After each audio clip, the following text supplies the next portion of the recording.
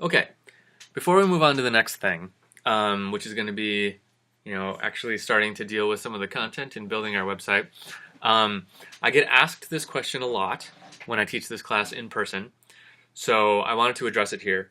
And that is, can you put a temporary password on your whole website to lock it down so that no one can get to it until it's fully ready, so that you can work on it kind of without anyone seeing it?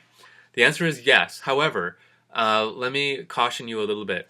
First of all, if you're worried about search engines getting it while you're still working on it, that's really nothing to worry about. It'll take search engines a little while to latch onto your website.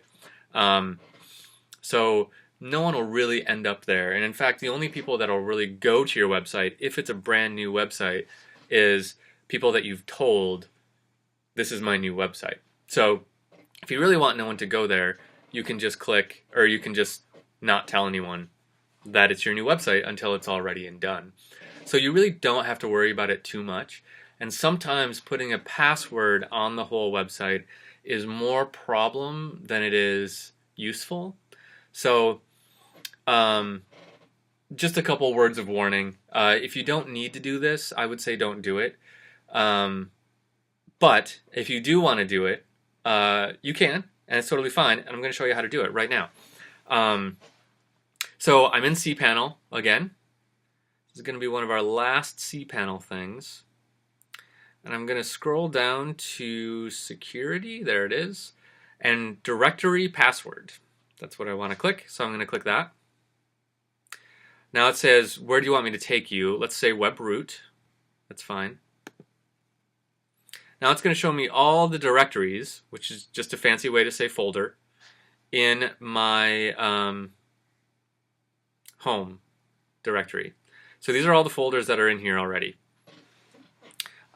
So I am going to go to the thing I just made.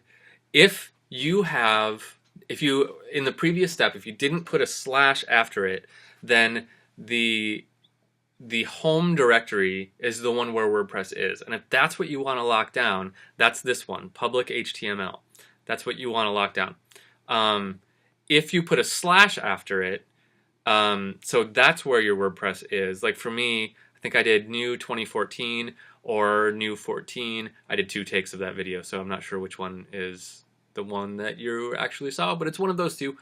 Then I could click that one and put a password on it. Let's do that. Let's say new 2014. So I'm going to click that folder. Now, remember, if it's if it's just like your domain.com and you want to password protect that, like the whole thing, which is fine if that's what you want to do, you want to hit that public HTML link. That's the one you want to do. Okay, so I'm in new 2014. It says there. So I want to say, yes, password protect this directory. Check that box. And you give it a name. Doesn't really matter. I'm going to call it new 2014. That's fine. So I'm going to hit save. Okay, and it says that's been updated. So now that has a password, that directory. Now you need to create a way to get into it, because right now it's just locked down and no one can get in. So you create a username. I'm just going to do like admin.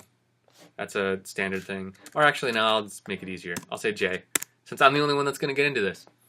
Let's make a password for it, and let's say I'll make the password be log me in. Oh, it's going to make me create a good one. So I'll use kind of my standard password here. Okay, so now I made a good password. I'm going to add, modify, authorize user.